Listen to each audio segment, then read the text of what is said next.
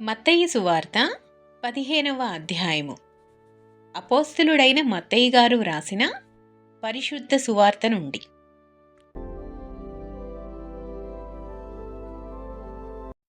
ఆ సమయమున యెరూషలేము నుండి శాస్త్రులను పరిసయ్యులను యేసునొద్దకు వచ్చి, నీ శిష్యులు చేతులు కడుగుకొనకుండా భోజనము చేయుచున్నారే, వారెందు నిమిత్తము పెద్దల పారంపర్యాచారమును అతిక్రమించుచున్నారని అడిగిరి.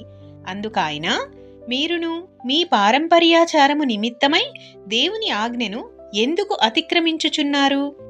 తల్లిదండ్రులను గనపరచుమనియు తండ్రినైనను తల్లినైనను దూషించువాడు తప్పక మరణము పొందవలెననియు దేవుడు సెలవిచ్చెను.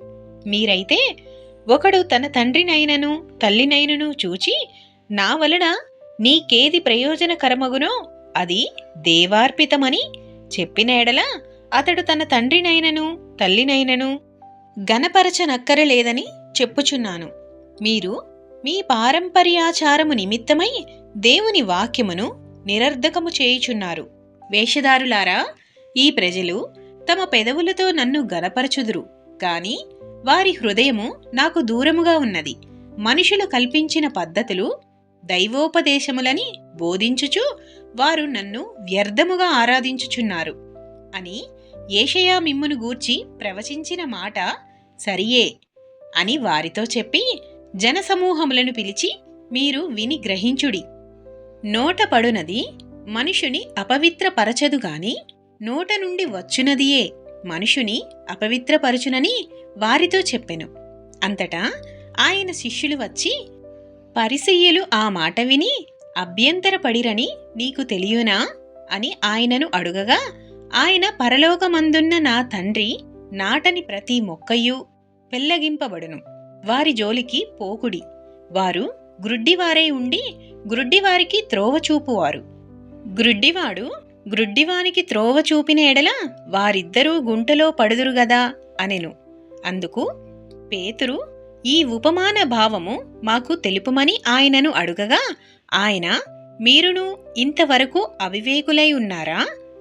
నోటిలోనికి పోవునదంతయు కడుపులో పడి బహిర్భూమిలో విడువబడును గాని నోట నుండి బయటకు వచ్చునవి హృదయములో నుండి వచ్చును. ఇవే మనుషుని అపవిత్రపరచునవని మీరు గ్రహింపరా?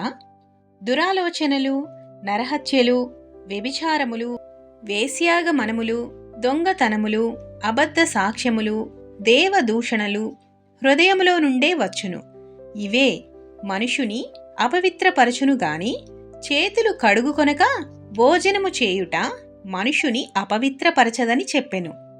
యేసు అక్కడ నుండి బయలుదేరి తూరు సీదోనుల ప్రాంతమునకు వెళ్ళగా, ఇదిగో ఆ ప్రాంతముల నుండి కనాను స్త్రీ ఒకతి వచ్చి, ప్రభువా, దావీదు కుమారుడా, నన్ను కరుణింపుము, నా కుమార్తె దెయ్యము పట్టి బహు బాధపడుచున్నదని కేకలు వేసెను.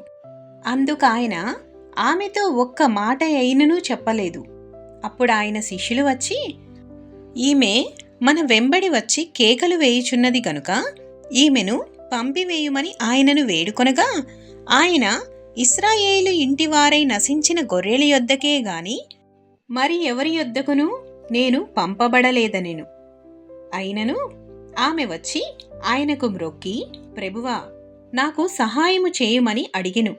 అందుకాయన, పిల్లల రొట్టె తీసుకొని కుక్క పిల్లలకు వేయుట యుక్తము కాదని చెప్పగా, ఆమె, నిజమే ప్రభువా, కుక్క పిల్లలు కూడా తమ యజమానుల బల్ల మీద నుండి పడు ముక్కలు తినును గదా అని చెప్పెను. అందుకు యేసు, అమ్మా, నీ విశ్వాసము గొప్పది, నీవు కోరినట్టే నీకు అవునుగాక అని ఆమెతో చెప్పెను. ఆ గడియలోనే ఆమె కుమార్తె స్వస్థత నొందెను. యేసు అక్కడ నుండి వెళ్ళి గలిలయ సముద్ర తీరమునకు వచ్చి కొండెక్కి అక్కడ కూర్చుండగా, బహుజన సమూహములు ఆయన యొద్దకు కుంటివారు, గ్రుడ్డివారు, మూగవారు, అంగహీనులు మొదలైన అనేకులను తీసుకుని వచ్చి ఆయన పాదముల యొద్ద పడవేసిరి. ఆయన వారిని స్వస్థపరచెను. మూగవారు మాటలాడుటయును, అంగహీనులు బాగుపడుటయును, కుంటివారు నడుచుటయును, గ్రుడ్డివారు చూచుటయును జనసమూహము చూచి ఆశ్చర్యపడి ఇశ్రాయేలు దేవుని మహిమపరిచిరి. అంతటా యేసు తన శిష్యులను పిలిచి, ఈ జనులు నేటికి 3 దినముల నుండి నా యొద్దనున్నారు. వారికి తిననేమియూ లేదు గనుక వారి మీద కనికరపడుచున్నాను. వారు మార్గములో మూర్ఛపోవుదురేమో అని వారిని ఉపవాసముతో పంపివేయుటకు నాకు మనసు లేదని వారితో చెప్పగా, ఆయన శిష్యులు ఇంత గొప్ప జనసమూహమును తృప్తిపరచుటకు కావలసిన రొట్టెలు అరణ్య ప్రదేశములో మనకు ఎక్కడ నుండి వచ్చునని ఆయనతో అనిరి. యేసు, మీ యొద్ద ఎన్ని రొట్టెలున్నవని వారినడుగగా, వారు 7 రొట్టెలను కొన్ని చిన్న చేపలను ఉన్నవని చెప్పిరి. అప్పుడాయన నేల మీద కూర్చుండుడని జనసమూహమునకు ఆజ్ఞాపించి ఆ 7 రొట్టెలను ఆ చేపలను పట్టుకొని కృతజ్ఞతాస్తుతులు చెల్లించి వాటిని విరిచి తన శిష్యులకిచ్చెను. శిష్యులు జనసమూహమునకు వడ్డించిరి. వారందరూ తిని తృప్తి పొందిన మీదట మిగిలిన ముక్కలు 7 గంపల నిండా ఎత్తిరి. స్త్రీలను పిల్లలను గాక తినిన వారు 4,000 మంది పురుషులు. తరువాత ఆయన జనసమూహములను పంపివేసి దోణి ఎక్కి మగదాసు ప్రాంతములకు వచ్చెను. ఆమెన్ ప్రభువా. ఈ దేవుని వాక్యమును వినిన ప్రతి హృదయమును ప్రభువు ఆశీర్వదించునుగాక.